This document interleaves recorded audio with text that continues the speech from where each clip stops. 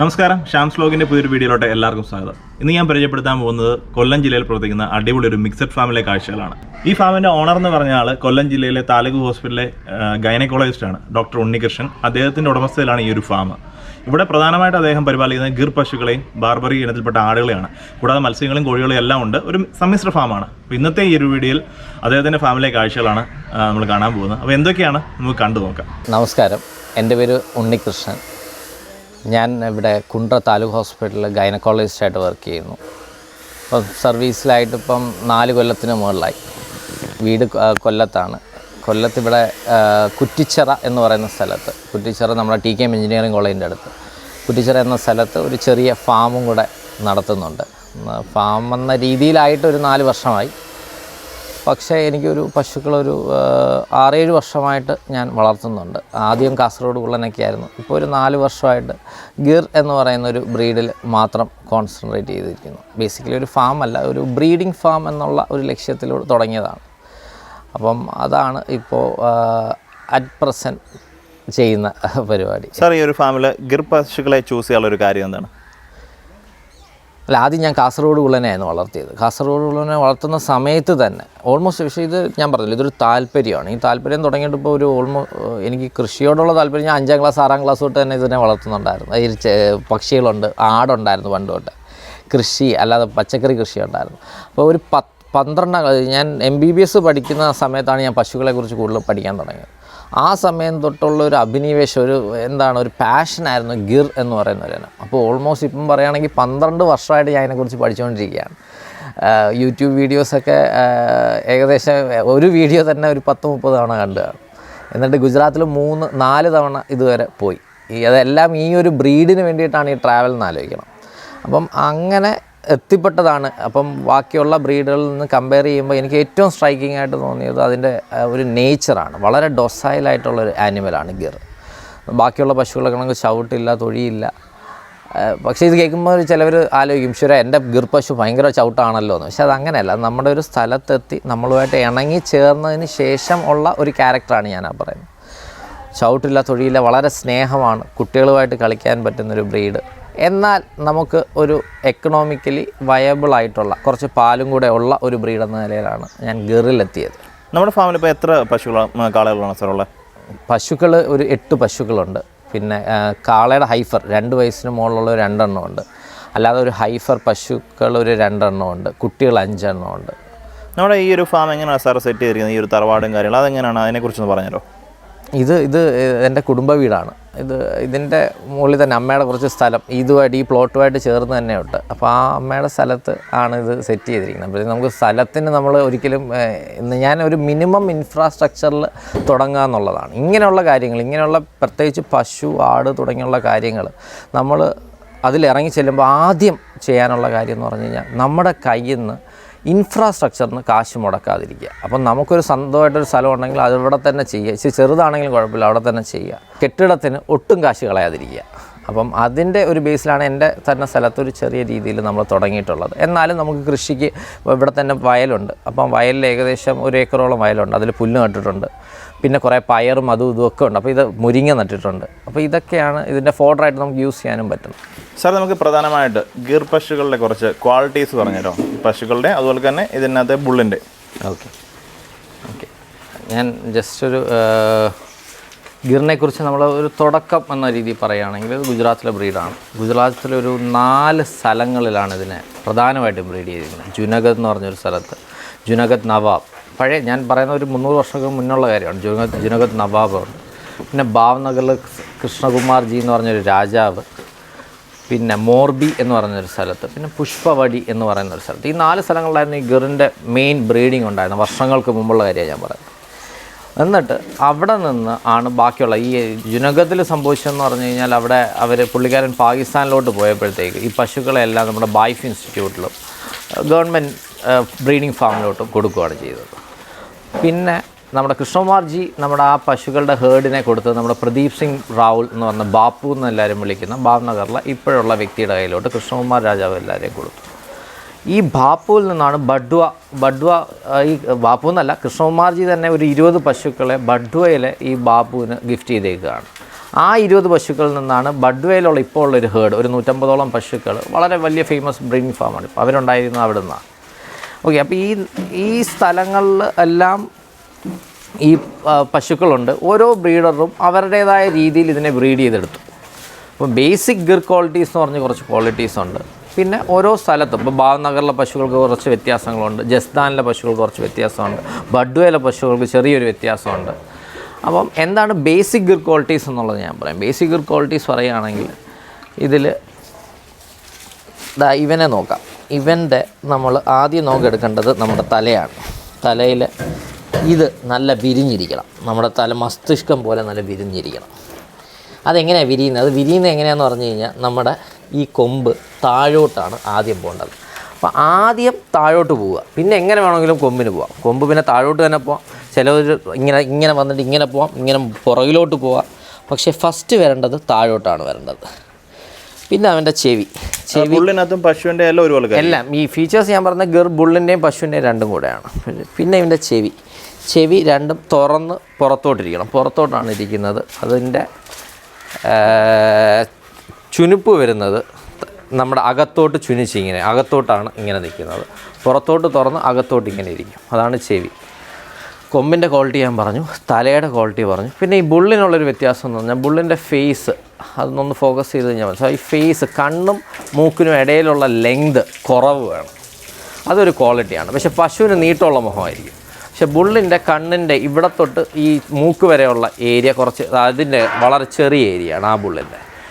അത് ചെറിയതാണോ അതൊരു ക്യാരക്ടറാണ്.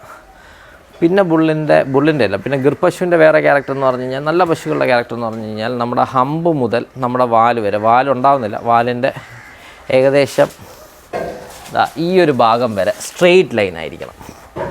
ഇവിടുന്ന് തുടങ്ങി ഇവിടം വരെ ഒരു സ്ട്രെയിറ്റ് ലൈൻ ആവുന്നത് വളരെ നല്ലൊരു ഫീച്ചറാണ്. ഈ ഒരു ഭാഗം പശുവിൻ്റെ ഈ ഒരു ഭാഗം കഴിവതും ഇതിപ്പോൾ ക്ഷീണിച്ച് നിൽക്കുകയാണ്. ഇത് ആക്ച്വലി കുറച്ചും കൂടെ ഒന്ന് ഇതാണ്ട് ഈ പശുവിൻ്റെയൊക്കെ നോക്കിക്കഴിഞ്ഞാൽ അത് യു ഷേപ്പാണ്. ആ നമ്മുടെ ഈ ഒരു ഭാഗത്ത് നിന്ന് വാലിൻ്റെ അവിടം വരെ യു ഷേപ്പ്. ട്രയാങ്കിൾ നല്ലതല്ല, അതൊരു യു ഷേപ്പ് ആകുമ്പോഴത്തേക്ക് പാല് കൂടുതൽ കാണുമെന്നാണ് പറയപ്പെടുന്നത്. ഇതിൻ്റെ ഒരു ആവറേജ് മിൽക്കിങ് എത്രയാണ് സാർ? ഇതിൻ്റെ ഒരു ആവറേജ് നമുക്ക് ഇവിടെ കിട്ടുന്നത് ഒരു 10 to 12 ലിറ്റർ, 10 ലിറ്റേഴ്സ് കൂട്ടാം. എനിക്ക് ചില പശുക്കൾ ഒരു 16 വരെ തരുന്ന പശുക്കൾ ഇവിടെ ഉണ്ടായിട്ടുണ്ട്. 12 കിട്ടുന്ന, ഇപ്പോൾ കറക്കുന്ന ഒരു പശു 12 കിട്ടുന്നുണ്ട്, 7 കിട്ടുന്ന പശുക്കളുണ്ട്. ആവറേജ് നമുക്കൊരു 10 ലിറ്റർ പറയാം. 2 നേരവും കൂടെയാണ് ഇത് പറയാം. ഇതിൻ്റെ ഒരു കണ്ണിൻ്റെ പ്രത്യേകത അങ്ങനെ എന്തെങ്കിലും എടുത്ത് പറയാം? അതെ, തീർച്ചയായിട്ടും കണ്ണിൻ്റെ ഇത് ഞാൻ പറഞ്ഞില്ല, അതിനൊരു ഇതുണ്ട്. അതാണ്ട് ഈ പശു, ഈ കാളക്കുട്ടിയുടെ തന്നെ നമുക്ക് നോക്കാം. വാ. കണ്ണിൻ്റെ ഐബ്രോ വളരെ തിക്കായിരിക്കും. ഐബ്രോ തിക്കാകുമ്പോഴത്തേക്ക് സ്വാഭാവികമായിട്ട് കണ്ണകത്തോട്ടിരിഞ്ഞ് ഈ പാതി തുറന്ന കണ്ണെന്നൊക്കെ പറയുന്നത് ഈ ഐബ്രോ തിക്കാകുമ്പോഴാണ്. അപ്പോൾ തിക്ക് ഐബ്രോ, അതുകൊണ്ട് തന്നെ ഈ കണ്ണ് പാതിയോളം അടഞ്ഞ രീതിയിലായിരിക്കും ഇരിക്കുന്നത്. പിന്നെ കളർ പാറ്റേൺ, എല്ലാവരും ഈ കളറിൽ പറയുന്നുണ്ട്. കളറിൽ സാധാരണ ഈ പുള്ളിയുള്ള കളർ കാണുമ്പോൾ പറയുന്നത് ഭാവ്നഗറാണ്, അതിനാണ് വില കൊടുക്കുന്നത്. ആക്ച്വലി പറയുന്നത്, പണ്ട് കാലത്തൊരു പുസ്തകം ഞാൻ വായിച്ചതിൽ ആക്ച്വൽ ഗിറിൻ്റെ കളർ എന്ന് പറയുന്നത് ബ്രൗണാണ്. ബ്രൗണിൽ നിന്നാണ് ഗിർ ഗായ് എന്ന് പറയുന്നത് ബ്രൗൺ കളറാണ്. അതിലൊരു വൈറ്റ് സ്പോട്ടെങ്കിലും വേണമെന്നാണ് പറയുന്നത്. പ്യുവർ ബ്രൗൺ പാടില്ല. ഇപ്പോൾ ഈ ഒരു പശുവിൻ്റെ നമ്മൾ നോക്കുകയാണെങ്കിൽ, ഈ പശുവിന് ഇത് ബ്രൗണാണ്. ബ്രൗണിലൊരു വൈറ്റ് സ്പോട്ട്, ഒരു വൈറ്റ് പാച്ച്, ഇപ്പം ഭയങ്കര അഗ്രസീവാണ്. വൈറ്റ് പാച്ച് ഒരെണ്ണമുണ്ട്, അവിടെയുണ്ട്, അപ്പുറത്തുമുണ്ട്. അപ്പം അതാണ് ഇവരുടെ ഒരു കറക്റ്റ് കളർ എന്ന് പറയുന്നത്. പിന്നെ ഓരോ ബ്രീഡറും ബ്രീഡ് ചെയ്യുന്നത്, ജസ്താനിലെ ആൾക്കാരാണ് നമ്മുടെ തല നല്ല വൈറ്റ് ആയിരിക്കും, ശരീരത്തോട്ട് വലിയ വൈറ്റ് പാച്ചസ് കാണത്തില്ല. ഭാവ്നഗറിലാണ് ശരീരം മൊത്തം കൂടുതലും വൈറ്റ് പാച്ചസ് ഉള്ളത്. അപ്പോൾ കളറിൽ ഇന്ന കളർ എന്ന് പറഞ്ഞാലില്ല, എന്നാലും പ്യുവർ ബ്രൗൺ വിത്ത് 1 വൈറ്റ് പാച്ച് അതാണ് കൂടുതലും കാണുന്നത്. സാർ, ഇവിടെ പശുവിൻ്റെ കാര്യം പറഞ്ഞു. ഇവിടെ പശുവിന് എത്ര നമുക്ക് പ്രസവം വരെ ഇവിടെ എടുക്കാറുണ്ട് പശുവിൻ്റെ? അങ്ങനെയൊന്നുമില്ല. ഇപ്പോൾ ഇവിടെ 7ാമത്തെ പ്രസവം, ഒരാൾ 7ാമത്തെ പ്രസവം ഇപ്പം പ്രസവിക്കുന്നുണ്ട്. അതൊക്കെ ഇവിടെ 12ഉം 13ഉം ഒക്കെ പ്രസവിക്കുമെന്നാണ് പറയുന്നത്. ഇവിടുത്തെ ഏറ്റവും ഹയസ്റ്റ് ഇപ്പോൾ ഉള്ളത് 7ാമത്തെ ഒരാൾ നിൽപ്പുണ്ട്. അയാളാണ് എനിക്ക് 16 ലിറ്റർ തന്നത്. അതുകൊണ്ട് തന്നെ അതിൻ്റെ ഒരു പെൺകുട്ടിയെ കിട്ടാൻ വേണ്ടി ഞാൻ ചെയ്യുന്നതാണിത്. അപ്പോൾ നല്ലൊരു കാളയെ വെച്ചിട്ട് ഇത്തവണ ചെയ്തേക്കുന്നത് തൊക്കാർ എന്ന് പറഞ്ഞൊരു കാളയാണ്. തൊക്കാർ എന്ന് പറഞ്ഞ കാളയുടെ ബീജവും അവൻ്റെ 16 ലിറ്ററും കൂടെ ആകുമ്പോഴത്തേക്ക് സ്വാഭാവികം ഇതാണല്ലോ ഈ ബ്രീഡിംഗ് എന്ന് ഉദ്ദേശിക്കുന്നത്. അപ്പം ഇവിടെ കൂടുതലും നാച്ചുറൽ ആയിട്ടുള്ള ബ്രീഡിംഗ് ആണോ അതോ ആർട്ടിഫിഷ്യൽ ചെയ്യുകയാണോ ചെയ്യുന്നത്? ഇല്ല, നാച്ചുറൽ ചെയ്യാൻ ഇപ്പം അവിടെ നിൽക്കുന്ന ഇത് തൊക്കാറിൻ്റെ മകനാണ് നിൽക്കുന്നത്. ബട്ട് സ്റ്റിൽ അവൻ്റെ അമ്മയ്ക്ക് ഏകദേശം 26 ലിറ്റർ ഉണ്ട്. തൊക്കാറിൻ്റെ മകനാണ്. ഞാൻ അവിടെ ഗുജറാത്തിൽ നിന്ന് കൊണ്ടുവന്നതാണ്. ആ ഗിർ ഹൈഫറിനെ. പക്ഷേ അവരെ വെച്ച് ചെയ്യിക്കാനുള്ള ഇത് ഞാൻ ആയിട്ടില്ല. ഞാനിപ്പോൾ ഒരു 2 വർഷം കൂടെ ഞാൻ കുറച്ച് സെമൻ ഗുജറാത്തിൽ നിന്ന് കൊണ്ടുവന്നിട്ടുണ്ട്. GLDB ബോർഡിൻ്റെയും കൊണ്ടുവന്നിട്ടുണ്ട്, അല്ലാത്ത ഒരു പ്രൈവറ്റ് സെമൻ സ്റ്റേഷൻ്റെയും സെമൻ കൊണ്ടുവന്നിട്ടുണ്ട്. അതാണ് ഞാൻ ഇപ്പോൾ ഉപയോഗിക്കുന്നത്. NDDBയുടെ സെമൻ ഇവിടെ ഒരു LI വന്ന് ചെയ്തു തരാറുണ്ട്, അതും ഞാൻ ഉപയോഗിക്കുന്നുണ്ട് 1-2 പശുക്കൾക്ക്. NDDBയുടെ 5 സ്റ്റാർ ഗിർ സെമൻ കിട്ടും നമുക്ക്, നാഷണൽ ഡയറി ഡെവലപ്മെൻറ്റ്, അതും ഉപയോഗിക്കുന്നുണ്ട്. ഇവരിലൊന്നും ചില പിടിക്കാത്തവർക്ക് മാത്രമേ ഞാനിപ്പോൾ ഈ ബുൾ ഹൈഫേഴ്സിനെ കഴിവതും ഇപ്പോൾ ഇവരെ കൊണ്ട് ചാടിപ്പിക്കാറായിട്ടില്ല. ഇവർ കുറച്ചും കൊണ്ടൊന്നും ആവണം, സൈസായിട്ടില്ല. സർ, നമ്മുടെ ഈ ഒരു ഫാമിലെ ഒരു പശുക്കളുടെ ഒരു പരിപാലന രീതി, അതായത് രാവിലെ തൊട്ട് എങ്ങനെയാണ് ഇത് തുടങ്ങുന്നത്, അതുപോലെ തന്നെ വൈകുന്നേരമുള്ള കാര്യങ്ങൾ, ഇതിൻ്റെ ഫുഡിൻ്റെ കാര്യങ്ങൾ, അതിനെക്കുറിച്ചൊന്ന് പറഞ്ഞുതരോ? അതെ, ഇവിടെ ഒരു വെറൈറ്റി വ്യത്യാസം എന്ന് പറഞ്ഞു കഴിഞ്ഞാൽ ഞാൻ രാവിലെ കറക്കാറില്ല. രാവിലെ കറന്നു കഴിഞ്ഞാൽ അതിൻ്റെ പാല് മാർക്കറ്റ് ചെയ്യാനുള്ള സാഹചര്യം ഇല്ലാത്തതുകൊണ്ടാണ് കറക്കാത്തത്. അപ്പോൾ ഞാൻ എന്ത് ചെയ്യും, രാവിലെ ചേട്ടൻ ഇവിടെ വന്നു കഴിഞ്ഞാൽ ആദ്യം ചെയ്യുന്നത് ഈ കുട്ടികളെ പശുവിൻ്റെ അടുത്തോട്ട് വിടുക, ഈ പാലം കുടിപ്പിക്കുക. അപ്പോൾ രാവിലത്തെ പാല് കുട്ടികൾക്ക് മാത്രമാണ്. അതിനുശേഷം ഇവർക്ക് നമ്മൾ ഭക്ഷണം കൊടുക്കും. ഭക്ഷണം എന്ന് പറയുന്നത് പുല്ല് നമ്മൾ കൃഷി ചെയ്യുന്നുണ്ട്. നമ്മുടെ CO3 ഉണ്ട്, കൂടുതലും സൂപ്പർ നേപ്പിയറാണ്. പാച്ച്കോങ് എന്ന് പറയുന്ന തായ്ലൻഡ് വെറൈറ്റിയാണ് കൃഷി ചെയ്യുന്നത്. 2 നമ്മൾ പയർ ഇതിന് വേണ്ടി ഇടുന്നുണ്ട്. മുരിങ്ങ, ഇവിടെയൊക്കെ മുരിങ്ങ നട്ടിട്ടുണ്ട്, വാഴ ഇഷ്ടംപോലെ നട്ടിട്ടുണ്ട്. അപ്പം വാഴ, മുരിങ്ങയില, പയർ, പുല്ല്, ഇതാണ് പ്രധാന ഈ ഗ്രീൻ ഫോഡർ ഐറ്റംസ് നമ്മൾ കൊടുക്കുന്നത്. ഇടയ്ക്ക് വെച്ച് ചോളമൊക്കെ കൊടുക്കുമായിരുന്നു, ഇപ്പോൾ ചോളം നിർത്തി വെച്ചേക്കുക. മറ്റേത് കൊടുക്കുന്നത് നമ്മൾ പരുത്തി പിണ്ണാക്കും, ചോളപ്പൊടി, പിന്നെ ഒരു ധാന്യപ്പൊടി എന്ന് പറഞ്ഞു കഴിഞ്ഞാൽ വറ്റ് കറവയിലുള്ളവർക്കൊക്കെ നമ്മളധികം എനർജി വേണ്ടാത്തവർക്ക് ഒരു ധാന്യപ്പൊടി എന്ന് പറഞ്ഞൊരു മിശ്രിതം കൊടുക്കുന്നുണ്ട്. ബാക്കിയുള്ളവർക്കെല്ലാം ചോളപ്പൊടിയും പരുത്തിയും കൂടെ മിക്സ് ചെയ്തിട്ടാണ് കൊടുക്കുന്നത്. അത് ഒരു ലിമിറ്റഡ് ക്വാണ്ടിറ്റിയിലേ കൊടുക്കത്തുള്ളൂ. ബാക്കി പുല്ലും കാര്യങ്ങളൊക്കെ തന്നെയാണ് ഇവിടെ കൊടുക്കുന്നത്. നമുക്ക് ആ ഒരു ലിമിറ്റഡ് ഫോഡറിലാണ് നമുക്ക് ഈ പാല് കിട്ടുന്നത്. നമ്മൾ അതിന് വേണ്ടി പെല്ലറ്റോ ഒരു സാധനങ്ങളും ഇവിടെ കൊടുക്കുക, സപ്ലിമെൻറ്റ്സ് ഒന്നും കൊടുക്കാറില്ല. ഒരു സപ്ലിമെൻറ്റ്സ് പോലും, ഒരു കാൽഷ്യം സപ്ലിമെൻറ്റ് പോലും ഞാൻ കൊടുക്കാറില്ല. കാരണം കാൽഷ്യം സപ്ലിമെൻറ്റ് മാത്രം കിട്ടാനുള്ള പാലൊന്നും ഇവർക്കില്ലല്ലോ. പിന്നെ എന്തിനാണ് നമുക്ക് കാൽഷ്യം സപ്ലിമെൻറ്റ്? അതാണ് പിന്നെ നമ്മൾ കഴിവതും അഴിച്ചു വിട്ടേക്കാണ്. ഞാൻ ഇനി കറക്കേണ്ട ഒരു 3 എണ്ണത്തിന് എളുപ്പത്തിന് വേണ്ടി കെട്ടിയിരിക്കുന്നു. ബാക്കി കറവ പറ്റുമ്പോഴത്തേക്ക് കറവ ഇപ്പം ഒരു 3 മണിയൊക്കെ ആകുമ്പോഴത്തേക്ക് നമ്മൾ കറവ സ്റ്റാർട്ട് ചെയ്യും. ഒരു 3 പശുക്കളെ കാണത്തുള്ളൂ കറവ അറ്റ് എ ടൈം. നമുക്കൊരു 20 ലിറ്റർ 22 ലിറ്റർ പാല്. ഇപ്പോൾ രാവിലെ ഇപ്പോൾ കുട്ടികൾക്ക് പാല് കൊടുത്തു കഴിഞ്ഞാൽ വൈകുന്നേരം ഇപ്പോൾ പാലിൻ്റെ അളവ് കുറവായിരിക്കത്തില്ലേ? സ്വാഭാവികമായിട്ടും കുറവായിരിക്കും. എന്നിട്ട് നമുക്ക് 22 കിട്ടുന്നുണ്ട് 3 പശുക്കൾ. നമുക്കത് പാല് രാവിലെ കറന്നിട്ട് നമുക്കത് ഫ്രിഡ്ജിൽ സൂക്ഷിക്കാൻ പറ്റത്തല്ലേ? അല്ല, ഇവിടെ ഞാൻ നേരത്തെ പറഞ്ഞല്ലോ, ബ്രീഡിംഗ് ആണ് ഉദ്ദേശിക്കുന്നത്. ബ്രീഡിംഗ് നന്നാവണമെങ്കിൽ കുട്ടികൾ നന്നാവണം. അപ്പോൾ കുട്ടിക്ക് മാക്സിമം പാല് കിട്ടട്ടെ എന്ന് വിചാരിച്ചിട്ടാണ് ഞാനിത് ചെയ്യുന്നത്. നമ്മൾ ഒരു ഡയറി ഫാം എന്ന രീതിയിൽ തുടങ്ങുകയാണെങ്കിൽ തീർച്ചയായിട്ടും താങ്കൾ പറഞ്ഞത് നല്ലൊരു ഐഡിയ ആണ്. നമുക്കിതിനെ സ്റ്റോർ ചെയ്തിട്ട് വൈകുന്നേരം കൊണ്ട് സപ്ലൈ ചെയ്താൽ മതി. പക്ഷേ ഡയറി ഫാം അല്ല എൻ്റെ പ്രധാനപ്പെട്ട ഈ കുട്ടികൾ നന്നായാലേ അവരുടെ അടുത്ത ജനറേഷൻ എനിക്ക് നല്ലത് കിട്ടത്തുള്ളൂ. സാർ, ഇപ്പോൾ ഇതിനോടിടയ്ക്ക് കുറച്ച് കുട്ടികളെ വീട്ടിൽ മുമ്പേ പറഞ്ഞു. അപ്പോൾ അതിൽ അതിൻ്റെ ആവശ്യക്കാരായിരുന്നു? എങ്ങനെയുള്ളവരെല്ലാം കൊണ്ടുപോയത്? ഈ എന്നെ പോലുള്ളവരൊക്കെ, വലിയ താങ്കളെ പോലുള്ളവരൊക്കെ തന്നെ ഇതിനെക്കുറിച്ച് വളരെയധികം ആഗ്രഹമുള്ളവരാണ് ഇതിൻ്റെ ആവശ്യക്കാരെന്ന് പറഞ്ഞു വരുന്നത്. ഈ ഇനത്തെ ഇഷ്ടമുള്ളവർ, ഇത് ഞാൻ പറഞ്ഞില്ല, ആ ഡോസിലിറ്റി എന്ന് പറഞ്ഞില്ല, ഇതിനൊരു പ്രണയമാണ് ഈ പശുക്കളോട് നമുക്ക് തോന്നുന്നത്. ആ ഒരു പ്രണയമുള്ളവർ തന്നെയാണ് എൻ്റെ അടുത്ത് ഇപ്പം വന്നേക്കുന്ന 2 പേരാണ്. ഒരാൾ എറണാകുളത്ത് നിന്നുള്ള ഒരാളും, പിന്നെ ഒരാൾ ഇറ്റലിയിൽ നിന്നുള്ള ഒരാളും. അപ്പോൾ ഇറ്റലിയിൽ നിന്നുള്ള വ്യക്തി ആദ്യം എറണാകുളത്ത് നിന്നുള്ള വ്യക്തി എടുത്തില്ലെങ്കിൽ ഇറ്റലിയിൽ നിന്നുള്ള ആൾ എനിക്ക് തരണം. പിന്നെ അങ്ങനെ ഒരു 7-8 പേരോളം ഞാൻ 1, 2, 3, 5, 6 എന്ന് പറഞ്ഞ് സ്റ്റോർ ചെയ്തേക്കുക. അപ്പോൾ അതിൻ്റെ ഒരു പ്രൈസിങ് എല്ലാം എങ്ങനെ വരുന്നത്? ഞാൻ ഇതിന് മുന്നേ ഒരു കുട്ടിയെ കൊടുത്തത് 40,000 രൂപയ്ക്കാണ്. എത്ര മാസമായതിന്? 7 മാസം 6 മാസം കറവ് വറ്റുമ്പോഴാണ് ഞാൻ കൊടുക്കുന്നത്. ഇപ്പം ഞാൻ കൊടുക്കാൻ ഉദ്ദേശിക്കുന്നത് 50,000 രൂപയ്ക്കാണ്. കാരണം കുറച്ചും കൂടെ എല്ലാ പശുക്കൾക്കും വില കൂടിയിട്ടുണ്ട്. ഞാൻ 50,000 രൂപയ്ക്ക് മേടിച്ച പശുക്കൾ ഇപ്പോൾ 80,000 ആയിട്ടുണ്ട്. അപ്പോൾ ഞാൻ ഒരു 10,000 രൂപയും കൂടെ കൂട്ടി 50 രൂപയ്ക്ക് വിൽക്കാനാണ് ഉദ്ദേശിച്ചത്.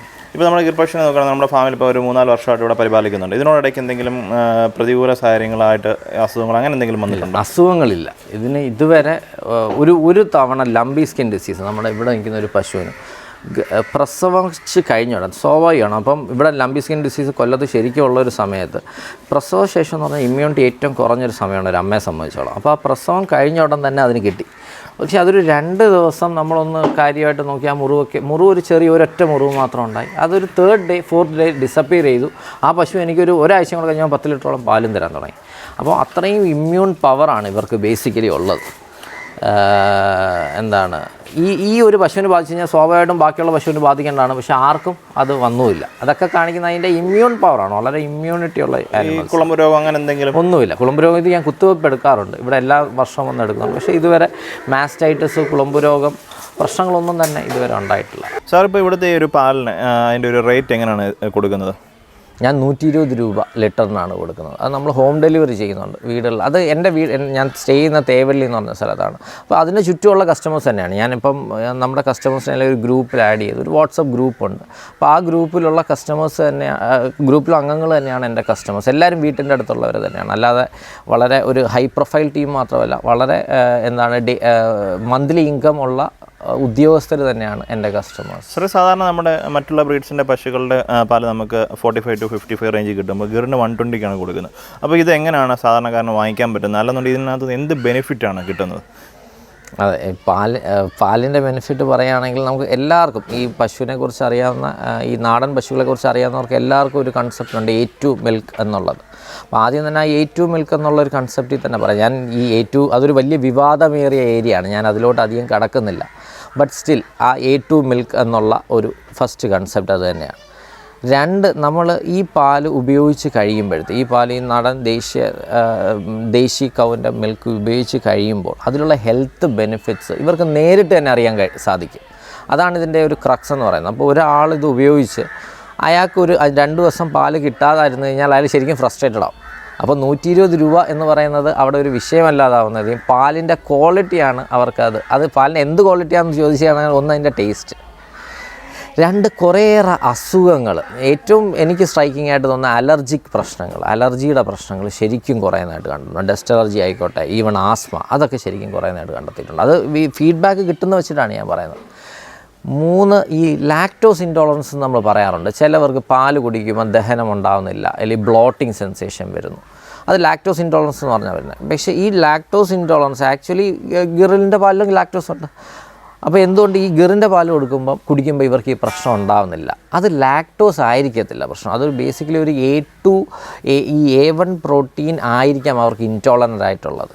അപ്പം അതൊരു ലാക്ടോസ് ഇൻടോളറൻസ് ആയിരിക്കത്തില്ല, അത് A1 മിൽക്കിൻ്റെ പ്രശ്നമായിരിക്കാം. അവരിത് കൺസ്യൂം ചെയ്യുമ്പോൾ വളരെ ഹാപ്പിയാണ്. അതിൻ്റെ ഒരു വളരെ എക്സാമ്പിൾ എന്ന് പറഞ്ഞു കഴിഞ്ഞാൽ, പുനലൂരുള്ള ഒരു പ്രൊഫസർ, അദ്ദേഹം SM കോളേജിലെ ഫിസിക്സ് പ്രൊഫസറാണ്. പുള്ളിക്കാരൻ ഓൾമോസ്റ്റ് പുനലൂരിൽ നിന്ന് ഇവിടെ എത്തണമെങ്കിൽ 40-45 കിലോമീറ്റർ ഉണ്ട്. 45 കിലോമീറ്റർ ഓടി വന്ന് ഇവിടുന്ന് ഒരു 3 ദിവസം കൂടുമ്പോൾ 2 ലിറ്റർ പാല് മേടിച്ചുകൊണ്ട് പോകും മക്കൾക്ക് വേണ്ടിയിട്ട്. അപ്പം അത് തന്നെയാണ് ഇതിൻ്റെ തെളിവെന്ന് പറയുന്നത്. നമുക്ക് ബാക്കിയുള്ള പഠനങ്ങളിലോട്ട് ഞാൻ അധികം പോകുന്നില്ല, ബട്ട് സ്റ്റിൽ അത് തന്നെയാണ്. അപ്പം അദ്ദേഹത്തിന് അതിൻ്റെ ക്വാളിറ്റി അറിഞ്ഞുകൊണ്ടല്ലേ അദ്ദേഹം ഇവിടെ വന്ന് മേടിക്കുന്നത്. സാർ, നമ്മുടെ നാദരം ഗിർ ഫാമിൽ പശുക്കൾ മാത്രമല്ലാതെ വേറെ എന്തെങ്കിലും ജീവികളെ വളർത്തുന്നുണ്ടോ? ഉണ്ട്. ഇത് ഞാൻ പറഞ്ഞല്ലോ, ഇത് താല്പര്യമാണല്ലോ. താല്പര്യം വളരെയധികം ഉണ്ടായിട്ട് കുഞ്ഞുനാൾ തൊട്ടേ ഭയങ്കര താല്പര്യം ഉണ്ടാണ്. എനിക്ക് ആടുണ്ട്. ആടിലും ഇതേ കണക്ക് ഞാനൊരു ബ്രീഡിൽ എത്തിക്കാൻ ശ്രമിക്കുകയാണ്. ഞാൻ മലബാറിയിലാണ് തുടങ്ങിയത്. പക്ഷേ എനിക്ക് ആദ്യം തൊട്ട് തന്നെ ഇതേ കണക്ക് ഞാൻ ഗിറിനെ വായിച്ചെന്ന് പറഞ്ഞതുപോലെ തന്നെ ബാർബാറി എന്ന് പറഞ്ഞൊരു ആടിനെ എനിക്ക് ഭയങ്കര ഇഷ്ടമാണ്, കാണാനും ഒക്കെ ഭയങ്കര ഇഷ്ടമാണ്. അപ്പം ബാർബാറിയുടെ ഒരു എക്സ്ക്ലൂസീവ് ഫാം ആക്കണം എന്നുള്ളതാണ് ആഗ്രഹം. അതിനു വേണ്ടിയിട്ടൊരു ശ്രമം നടക്കുന്നുണ്ട്. ഇപ്പോൾ ഏകദേശം 9 ആടുകളുണ്ട്. ബാർബാറിയുടെ എണ്ണത്തിൽ 5 എണ്ണം ഉണ്ട്, ബാക്കി മലബാറി ആടുകളാണുള്ളത്.